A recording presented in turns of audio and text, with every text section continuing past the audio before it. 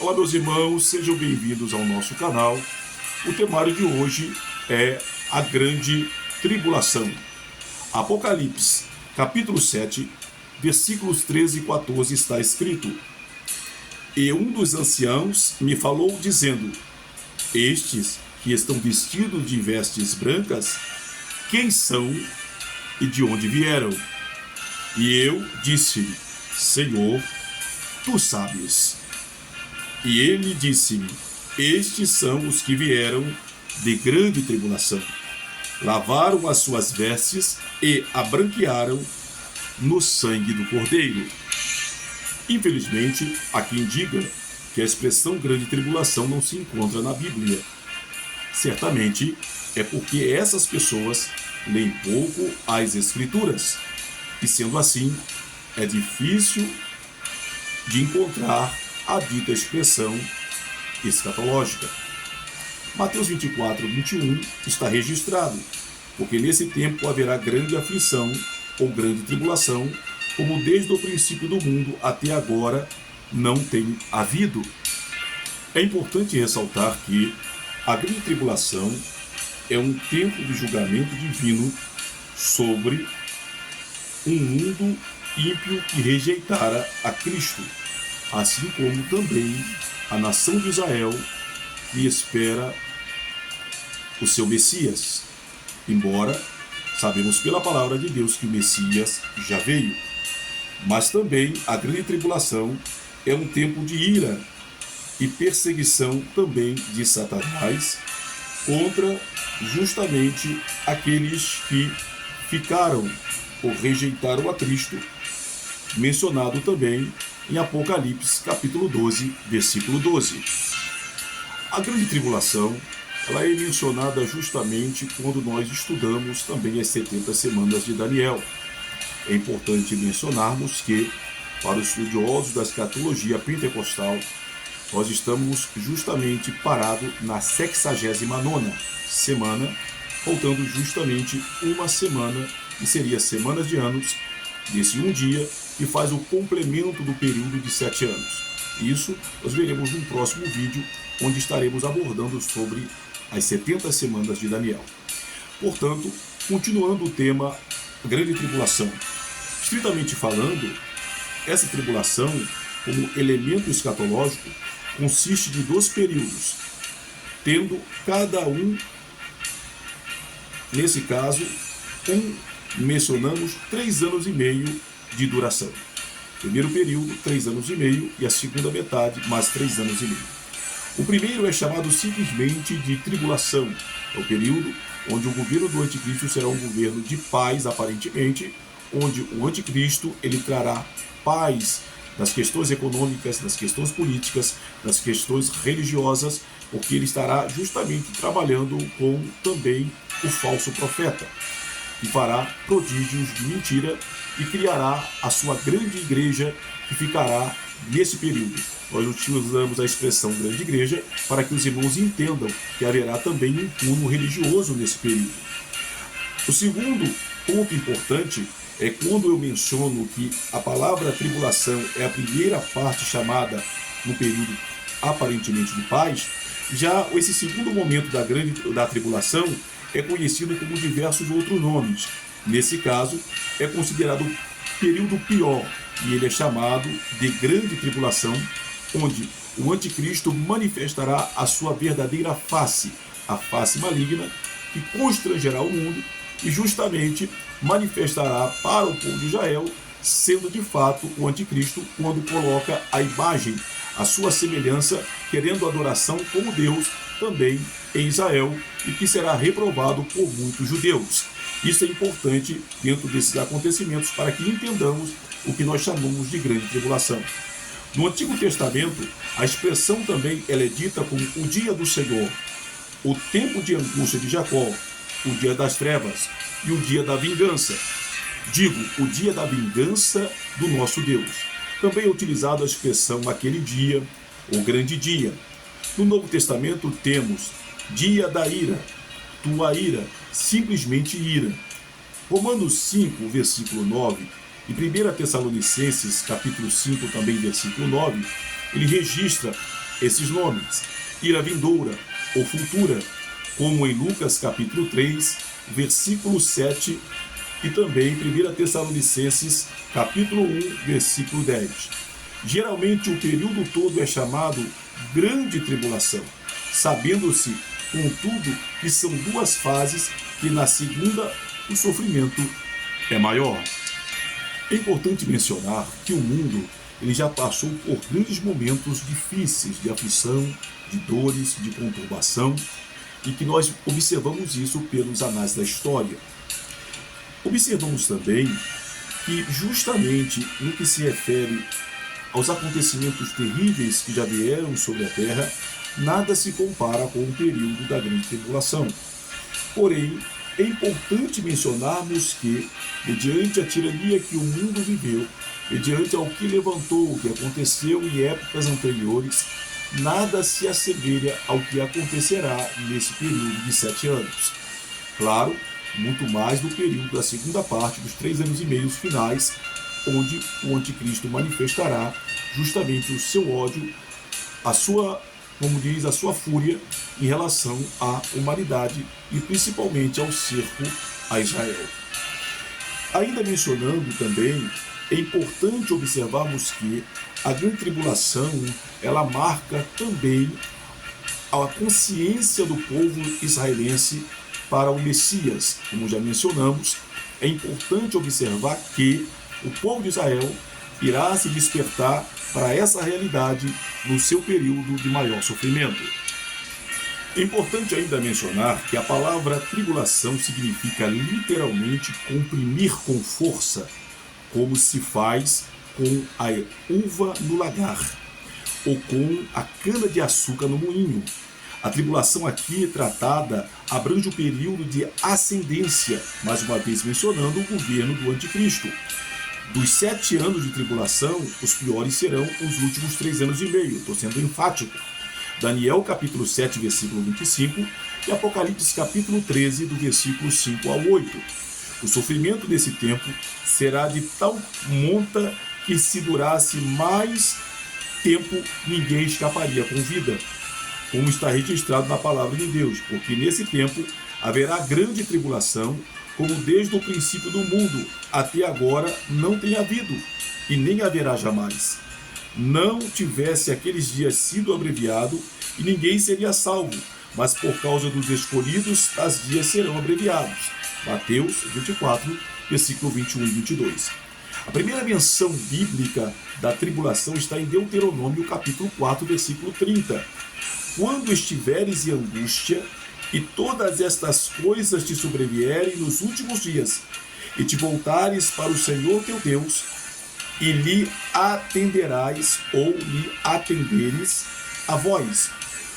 Outra passagem que deve ser lida agora são Deuteronômio 31, versículo 4, Isaías capítulo 13, versículo 9 ao 13, Isaías 34, versículo 8, Jeremias 37, nesse caso Jeremias 30, versículo 7, versículo 8, Ezequiel capítulo 20, versículo 33 ao 37, Daniel capítulo 12, versículo 1 e Joel capítulo 1, versículo 15. A fase pior, como já dissemos, será quando a besta romper sua aliança feita com os judeus e começar a persegui-lo.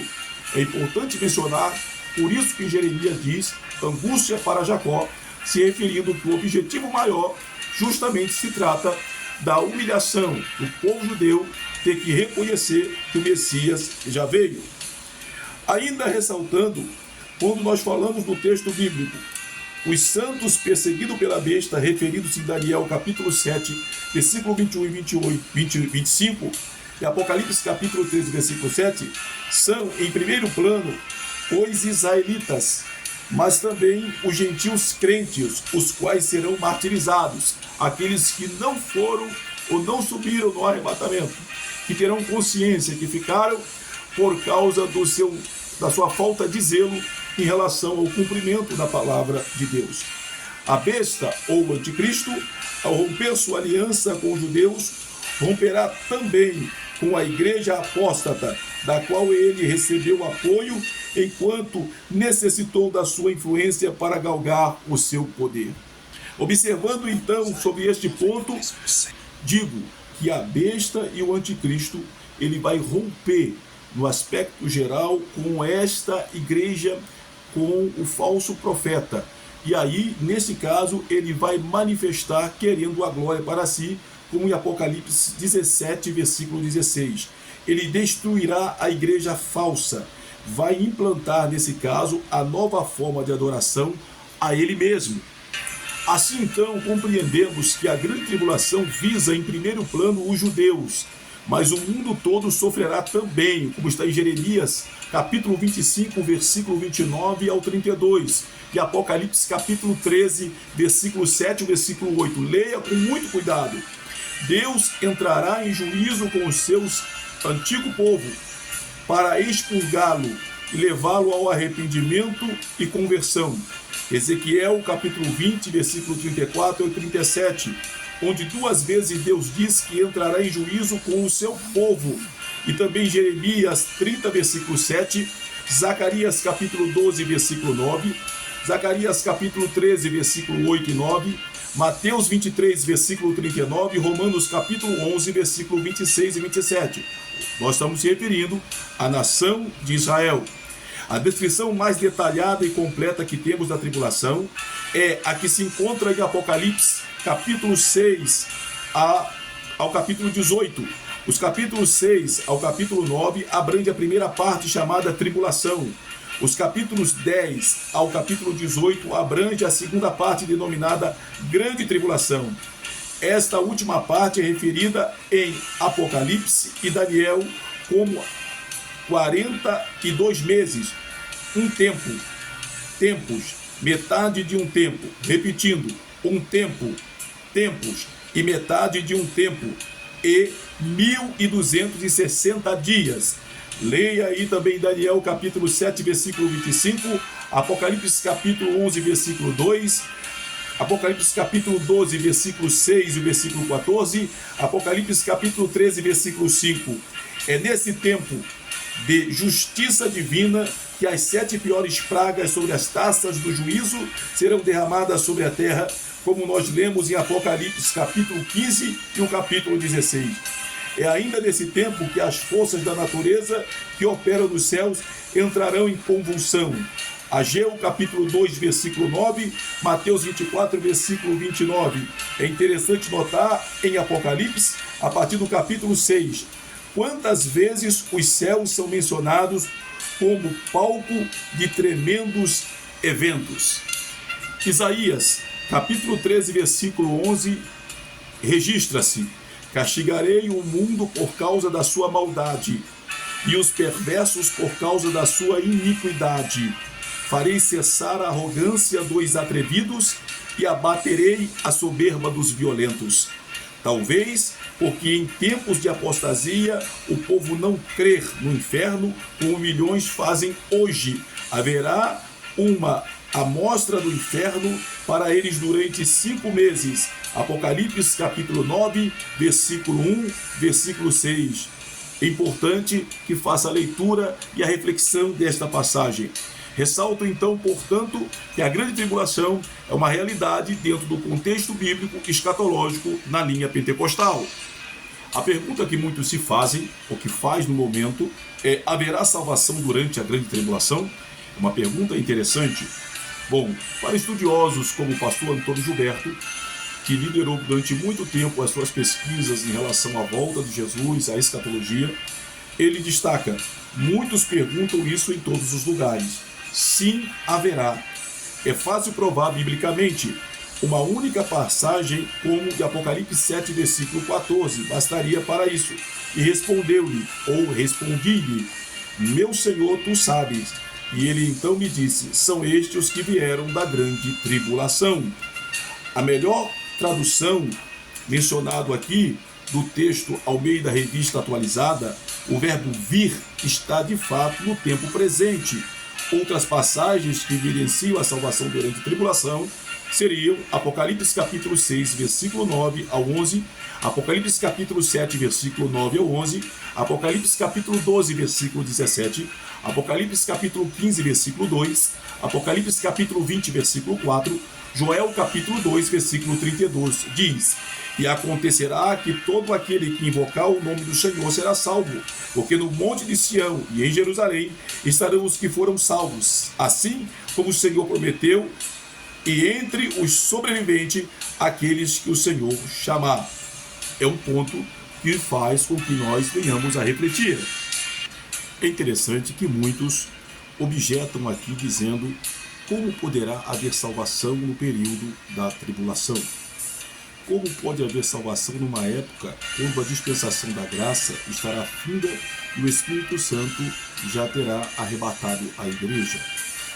A pergunta assim, nesse caso, é ignorar o plano de Deus através da Bíblia.